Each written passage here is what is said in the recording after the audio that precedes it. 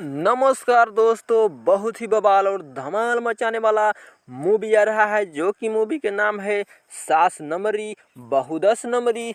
जी मेरे दोस्तों, सास नमरी बहू दस नंबरी बहुत ही बवाल और धमाल मचाने वाला मूवी है, क्योंकि सास बहू के ऊपर घर घर की कहानी के तरह ये मूवी होने वाला है। और इस मूवी में नजर आ रहे हैं काजल राघवानी, जो कि लोक झोंक में एकदम अलग अलग स्टाइल में कैसे सास को सताती है और कैसे ससुर को और कैसे पति को, यानी घर घर की कहानी के तरह।